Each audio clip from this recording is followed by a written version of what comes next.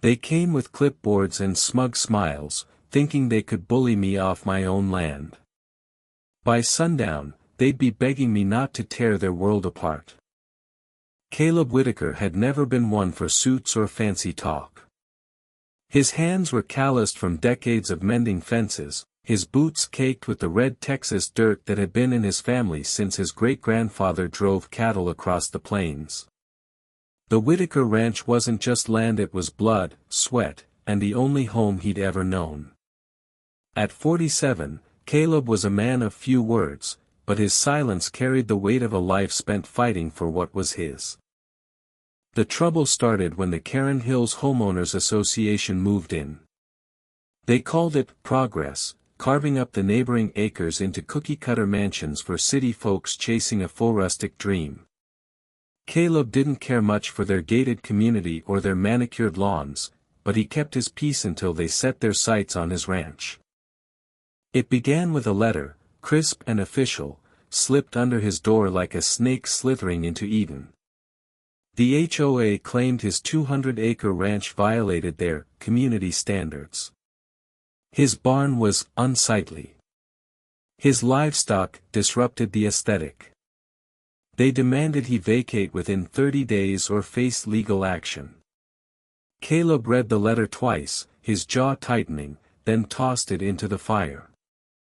He'd seen vultures before, but none as bold as these. The HOA president, Margaret Hensley, was the ringleader. 52, with a peroxide blonde bob and a smile sharp enough to cut glass, she wielded her authority like a queen ruling a fiefdom. She'd moved to Karen Hills from Dallas, armed with a law degree and a vendetta against anything that didn't fit her vision of suburban perfection. To her, Caleb's ranch was a blight, a stubborn relic standing in the way of her grand plan to expand the community's prestige. She didn't know or didn't care that the Whitaker Ranch predated her HOA by a century. Caleb ignored the first letter. And the second. By the third, Margaret showed up in person, flanked by two board members in matching navy blazers. They stood on his porch, their polished shoes absurd against the weathered wood. "Mr. Whitaker," Margaret began, her voice dripping with condescension, "we're offering you a chance to leave quietly. Your property is a liability to our community's value. We've had complaints." Caleb leaned against the doorframe, arms crossed. "Complaints? From who? The cows?" Her smile didn't waver, but her eyes narrowed. "This isn't a negotiation. You're in violation of our bylaws. If you don't comply, we'll escalate." "Escalate all you want," Caleb said, his voice low and steady. "This is my land. Always has been." Margaret's lips pursed. "We'll see about that." She didn't know the half of it. Caleb wasn't just some stubborn rancher clinging to tradition. He held a secret that could turn her world upside down, a secret buried in the dusty files of the county records office. The Whitaker Ranch didn't just border Karen Hills, it owned the very ground their precious HOA headquarters stood on. A clerical error from decades ago, overlooked by developers, meant Caleb's family held the deed to a 5-acre parcel right in the heart of their gated utopia. Their main building, with its glass walls and overpriced landscaping, was legally his. Caleb hadn't planned to use that ace. He wasn't a vengeful man. But Margaret's relentless campaign pushed him to the edge. The HOA sent inspectors to nitpick his property, citing violations like unpainted fences and unpermitted structures. They slapped him with fines he couldn't pay, then filed for eviction when he refused. Each move was a jab, testing his patience, but Caleb bided his time. He'd learned long ago that a rattlesnake doesn't strike until it's cornered. The breaking point came on a sweltering July morning. Caleb was mending a gate when a sheriff's deputy rolled up, his cruiser kicking up dust. The deputy, a young man named Ruiz who'd grown up in the county, looked uncomfortable as he handed Caleb the eviction notice. "I'm just doing my job, Caleb," Ruiz said, avoiding his eyes. "The HOA's got lawyers. They say you're squatting." "Squatting?" Caleb's laugh was bitter. "My family's been here since before your granddaddy was born." Ruiz shifted his weight. "They've got paperwork. Court's on their side." Caleb took the notice, his fingers tightening around the paper. "Tell Margaret I'll see her in court." That night, Caleb sat at his kitchen table, the eviction notice spread out beside a bottle of whiskey he hadn't touched. His wife, Ellie, had passed 3 years ago, and the house felt emptier without her. She'd been the one to keep him grounded, to remind him there was more to life than fighting. But now, with the HOA breathing down his neck, he felt the old fire stirring a fire Ellie had always warned him to temper.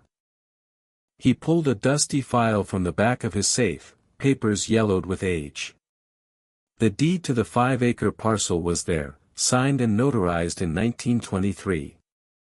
His great-grandfather had bought it cheap when the land was just scrub and dreams. Developers in the 90s, eager to build Karen Hills, had missed it in their rush to pave over history. Caleb's father had known about the deed but never acted on it, figuring it wasn't worth the fight. Caleb wasn't so sure. The court date came faster than he expected. The Karen Hills HOA had hired a slick attorney from Austin, a man named Preston who spoke with the confidence of someone used to winning. Caleb, representing himself, walked into the courtroom in his best flannel shirt, his boots echoing on the polished floor. Margaret sat at the plaintiff's table, her posture rigid, her eyes gleaming with triumph. Preston laid out the HOA's case with surgical precision. Caleb's ranch was an eyesore, a threat to property values. He presented photos of peeling paint and grazing cattle, spinning a tale of a community under siege by one man's refusal to conform. The judge, an older woman with a no-nonsense demeanor, listened impassively. When it was Caleb's turn, he stood, his voice steady despite the knot in his chest. "Your Honor, I've got no quarrel with progress. But this land's been Whitaker land for 100 years. They're trying to push me out, but they're the ones trespassing." Preston scoffed audibly. Margaret's lips curled into a smirk. Caleb ignored them, sliding the deed across the table. "This here says I own 5 acres in the middle of their fancy community. Their main building's on my land. If anyone's getting evicted, it ain't me." The courtroom went silent. Preston's face froze mid-smirk. Margaret's eyes widened, her composure cracking for the first time. The judge raised an eyebrow, adjusting her glasses as she examined the document. "Mr. Whitaker," she said, "this is highly irregular. Do you have corroborating evidence?" Caleb nodded, producing a surveyor's report he'd paid for out of pocket. It confirmed the parcel's boundaries, with the HOA's headquarters smack in the middle. The judge called a recess to verify the documents, and Caleb saw Margaret whispering furiously to Preston, her face pale. For the first time in months, Caleb felt a spark of hope. But he wasn't naive. The HOA had deep pockets and deeper connections. They wouldn't go down without a fight.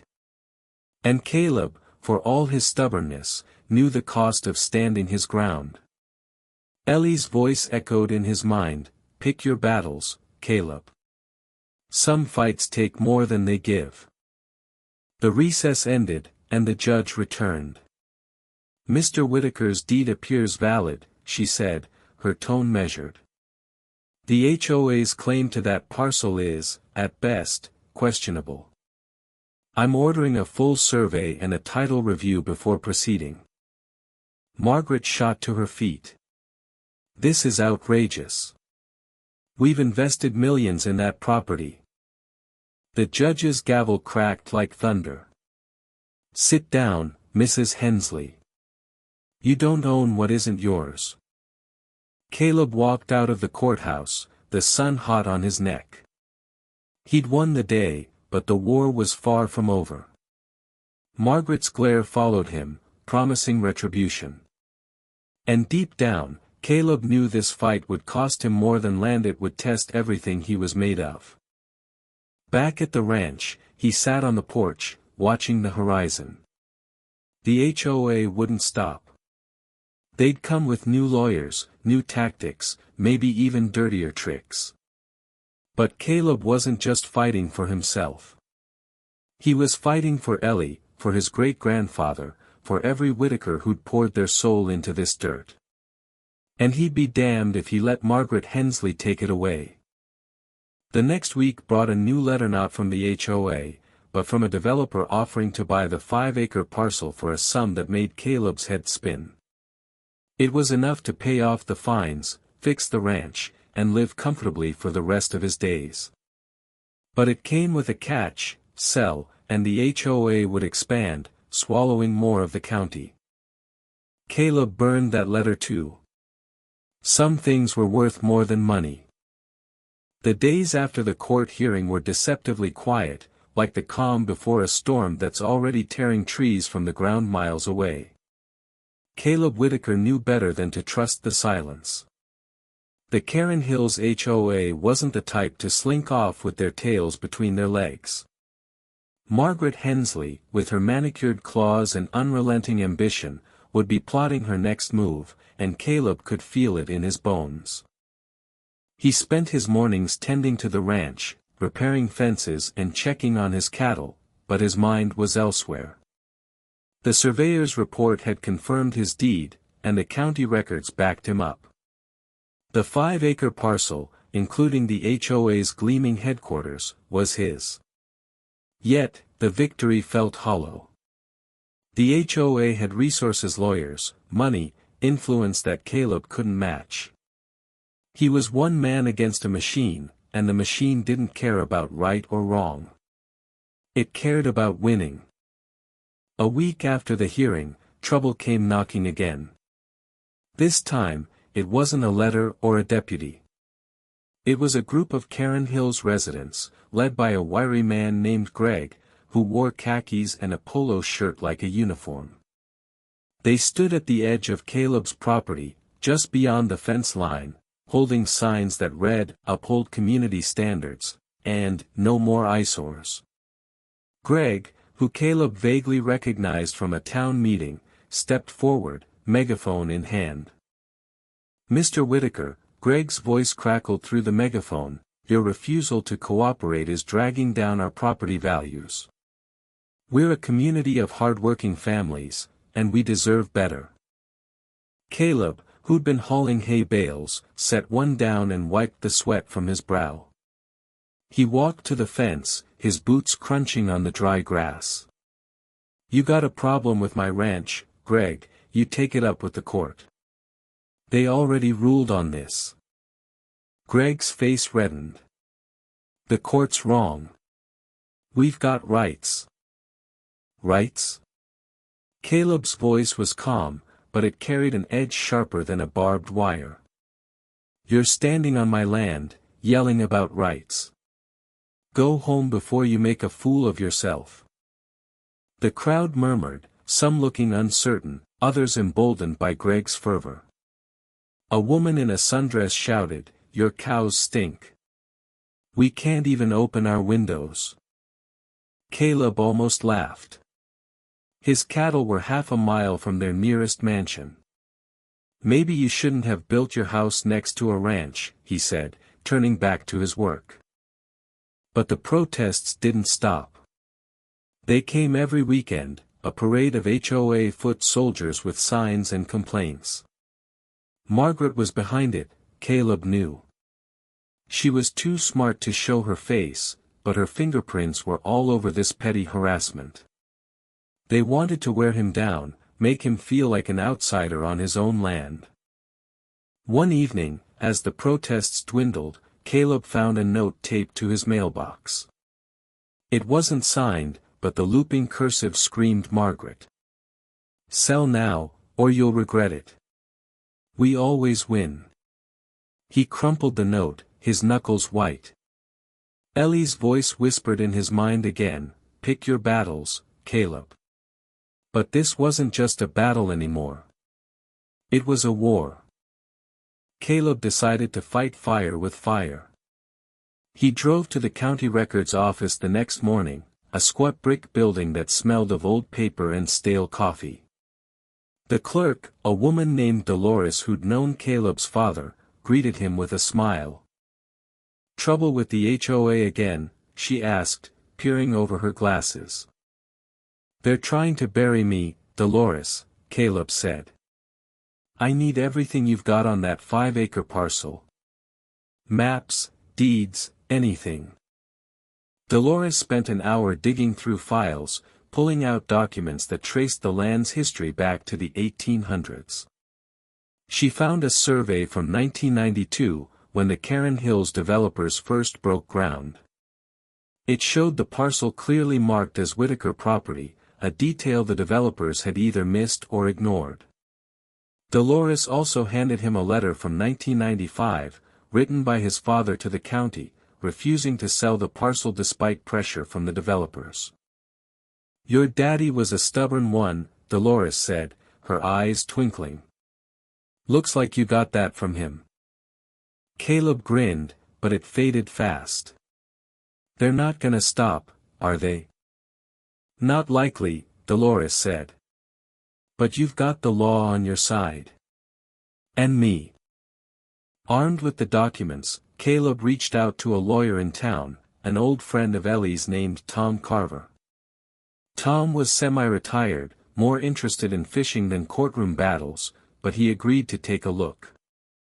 Over coffee at a diner, Tom flipped through the papers, his bushy eyebrows climbing higher with each page. Caleb, this is a goldmine, Tom said, tapping the deed.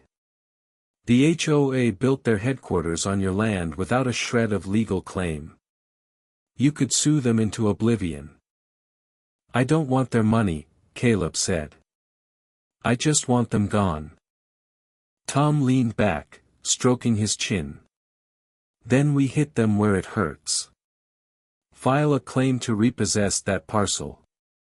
Force them to relocate their headquarters. It'll cost them millions. Caleb hesitated. He wasn't a vindictive man, but the thought of Margaret's smug face crumbling was tempting.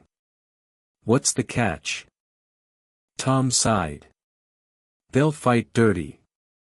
Dig up anything they can to discredit you. You got any skeletons in your closet? Caleb thought of the ranch, the years of scraping by, the debts he'd barely paid off after Ellie's medical bills. Nothing they can use, he said, but a flicker of doubt crept in. The claim was filed the next week. Tom drafted a letter demanding the HOA vacate the 5-acre parcel or face a lawsuit. Caleb mailed it himself, savoring the moment he dropped it in the box. He imagined Margaret's reaction, her perfectly manicured nails digging into her palms. The response came faster than he expected. Not a letter, but a late-night visit. Caleb was locking the barn when headlights cut through the darkness. A black SUV pulled up, and Margaret stepped out, alone. Her usual polish was gone, her hair was slightly mussed, her blouse wrinkled. Caleb, she said, her voice softer than he'd ever heard it. We need to talk. He crossed his arms, leaning against the barn. You've got 5 minutes. She took a deep breath, as if steeling herself. This doesn't have to be a war. Sell us the parcel. We'll pay double what it's worth. You can keep your ranch, no more fines, no more trouble. Caleb studied her. For the first time, he saw something behind her cold exterior fear. She wasn't just fighting for control, she was fighting for her reputation. The HOA board was watching, and a loss this big could ruin her. Double ain't enough, Caleb said. You built on my land. You don't get to buy your way out. Her mask slipped, and anger flashed in her eyes. You're making a mistake. You think you can take us on? We've got resources you can't imagine. Then use them, Caleb said, turning away. I'm done talking. Margaret stood there for a moment, then got back in her SUV and drove off, her tires spitting gravel. Caleb watched the taillights disappear, his heart pounding. He'd drawn a line in the sand, and there was no going back. The HOA's next move was uglier than he'd expected. A week later, a local news station ran a story about the reclusive rancher holding Karen Hills hostage. They painted Caleb as a greedy holdout, a loner who refused to compromise for the good of the community. Margaret was quoted, her voice dripping with fake concern, "We just want what's best for everyone. Mr. Whitaker's actions are hurting families." The story spread like wildfire. Caleb's phone buzzed with calls from neighbors, some supportive, others accusing him of selfishness. A few anonymous voicemails left threats, one promising to burn his barn if he didn't sell. Caleb listened to each one, his face unreadable, then deleted them. He'd faced worse than words. But the pressure was mounting. The protests grew louder, the signs nastier. Someone spray-painted, "Sell or else," on his fence. Caleb painted over it, but the message lingered in his mind. He started sleeping with a shotgun by his bed, something he hadn't done since a coyote had gotten too bold years ago. Tom called with an update. "The HOA's trying to bury us in paperwork," he said. "They're claiming adverse possession, saying they've used the parcel long enough to own it." Caleb's stomach twisted. "Can they do that?"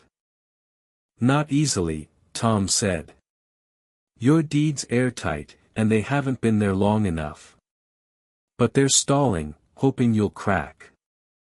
Caleb wasn't cracking, but he was tired. The ranch, once his sanctuary, felt like a battlefield. He missed Ellie more than ever, her laugh, her way of making even the darkest days feel bearable.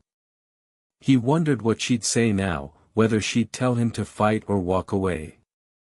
One night, as he sat on the porch, a flicker of movement caught his eye. A figure was creeping along the fence line, too far to make out clearly. Caleb grabbed his flashlight and shotgun, his heart racing. "Who's there?" he called, his voice cutting through the still air. The figure froze, then bolted toward the road. Caleb gave chase, his boots pounding the dirt, but the intruder was fast, disappearing into the dark. When Caleb reached the spot, he found a can of gasoline and a pack of matches. His blood ran cold. They weren't just threatening him anymore, they were ready to burn him out. The next morning, he called Tom. "File whatever you need to," Caleb said. "I want that building gone. I want them to feel what it's like to lose something." Tom didn't argue. The lawsuit was amended, demanding not just the return of the parcel but damages for trespass and harassment. Caleb knew it was a long shot, but he was done playing nice. The HOA retaliated with a smear campaign. They dug into Caleb's past, spreading rumors about unpaid taxes and a bar fight from 20 years ago. They even contacted his estranged daughter, Sarah, who lived in Houston and hadn't spoken to him since Ellie's funeral. When Caleb heard Margaret had called Sarah, fishing for dirt, something inside him broke. He drove to Houston that weekend, unannounced. Sarah answered the door, her face a mix of surprise and wariness. She was 30, with Ellie's eyes and a guardedness Caleb knew he'd helped create. "What do you want, Dad?" she asked, arms crossed. "I'm not here to fight," Caleb said. I need you to know what's happening. They're trying to take the ranch.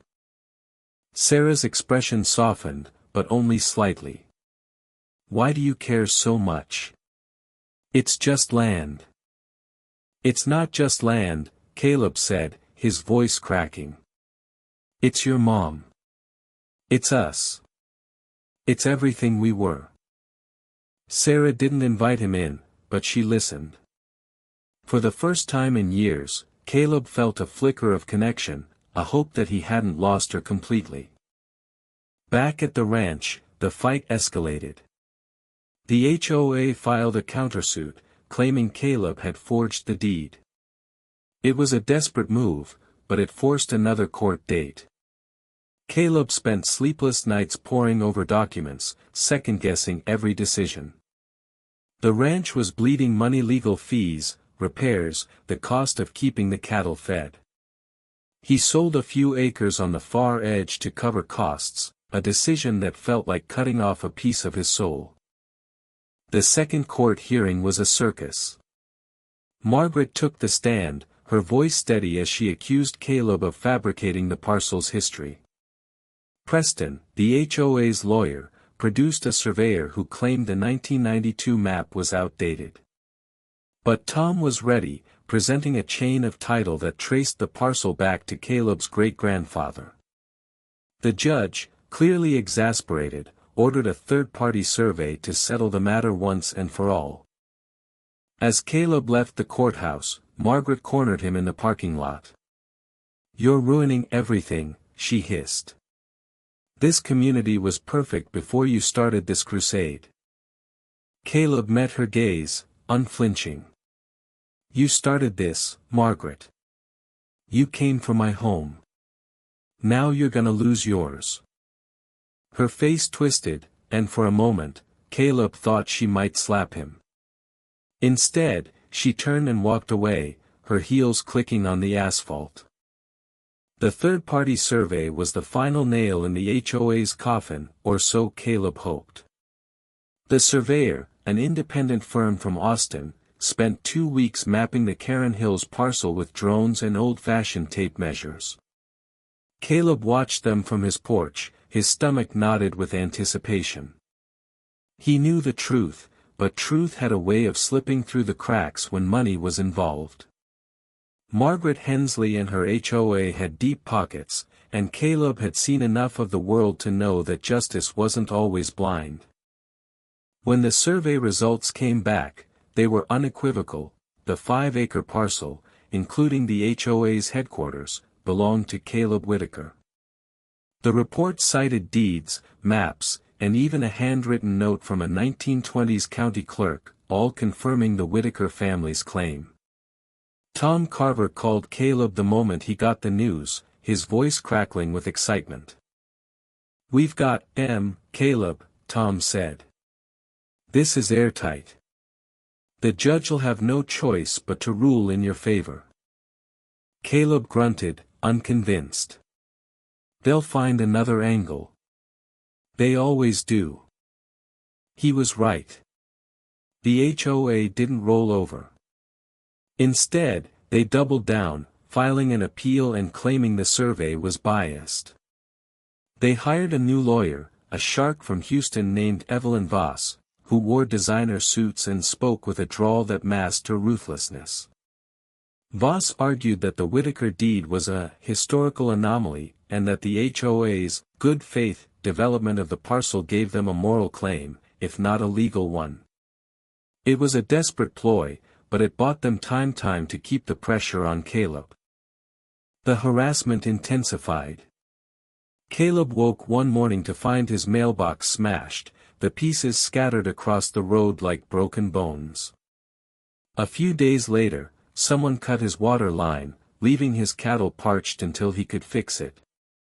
The sheriff's office was sympathetic but useless. Without proof, they couldn't pin anything on the HOA. Caleb knew Margaret was behind it, orchestrating from the shadows like a puppeteer. Her protests had stopped, replaced by these silent, vicious attacks. Caleb's resolve hardened, but the toll was mounting. He hadn't slept a full night in weeks, his dreams haunted by Ellie's face and the fear of losing everything. His daughter, Sarah, had started texting him, short messages of support that felt like lifelines. She even visited the ranch one weekend, her first time back in years. They sat on the porch, sharing a beer in silence, the way they used to when she was younger. "I read the news," Sarah said, her voice soft. "They're making you out to be the bad guy." Caleb stared at the horizon, where the HOA's headquarters gleamed like a false promise. "They can say what they want. I'm not going anywhere." Sarah touched his arm, a rare gesture. "Mom would have been proud of you. Stubborn as hell, but proud." The words hit Caleb harder than he expected. He nodded, unable to speak, and they sat there until the sun dipped below the hills. For the first time in months, he felt like he wasn't fighting alone. But the HOA wasn't done. Evelyn Voss filed a motion to freeze Caleb's assets, claiming his lawsuit was frivolous and damaging to the community. It was a low blow, designed to starve him out. Caleb's bank account was already stretched thin, and the legal fees were eating what little he had left. He sold another acre to cover costs, each sale feeling like a betrayal of his family's legacy. The final court date loomed, a showdown that would decide everything. Caleb spent the night before polishing his boots and ironing his best shirt, as if looking the part could sway the judge. Tom warned him it wouldn't be easy. "Voss is a viper," he said. "She'll try to twist your words, make you look like the villain." Caleb shrugged. "Let her try. I've got nothing to hide." The courtroom was packed, a mix of Karen Hill's residents, local reporters, and curious townsfolk. Margaret sat at the plaintiff's table, her face a mask of calm, but Caleb saw the tension in her shoulders.